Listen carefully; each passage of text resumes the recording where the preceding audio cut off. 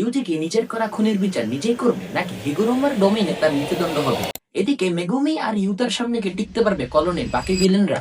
শুরু হতে যাচ্ছে কানিং গেমের আসল ধ্বংসযজ্ঞ।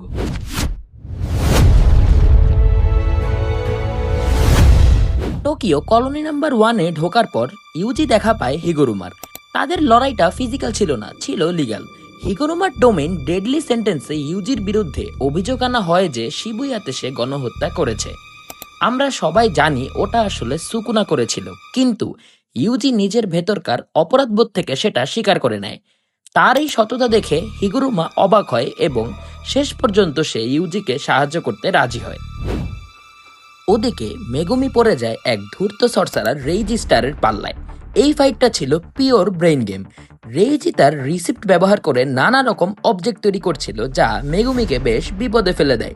লড়াইয়ের ক্লাইম্যাক্সে মেগুমি তার ডোমেইন খাইমেরা শ্যাডো গার্ডেন ওপেন করে। যদিও এটা অসম্পূর্ণ ছিল, কিন্তু সে জিমনেশিয়ামের পুরো স্পেসটাকে নিজের শ্যাডোর ভেতর নিয়ে আসে। শেষ পর্যন্ত মেগুমি তার ইন্টেলিজেন্স দিয়ে রেইজিকে পরাজিত করে এবং প্রমাণ করে যে সে শুধু ফিজিক্যাল স্ট্রেংথের উপরই নির্ভর করে না। গল্পের মোড় ঘুরে যায় যখন আমরা সেন্দাই কলোনিতে নজর দিই। এখানে এন্ট্রি নেয় ইউতাও কোৎসু। সে সেখানে ঢোকা মানেই ছিল চারজন শক্তিশালী প্লেয়ারের ডেডলক তাসের ঘরের মতো ভেঙে পড়া। সে শুরুতে কুরোশুশিকে এলিমিনেট করে এবং এরপর মুখোমুখি হয় উরো আর ইশেগোরির। এপিসোড 12-এ আমরা দেখি ইতিহাসের সেই বিরল মুহূর্ত, ট্রিপল ডোমেইন এক্সপেনশন।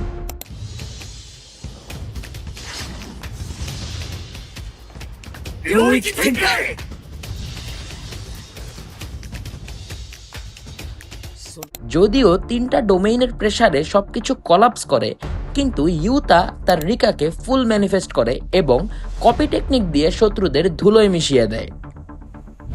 বন্ধুরা, কালিং গেমের পার্ট 1-এ আমরা এটা বুঝতে পেরেছি যে কালিং গেমে টিকে থাকতে হলে শুধু পাওয়ারই যথেষ্ট নয়, দরকার পাওয়ারের সাথে স্ট্র্যাটেজি।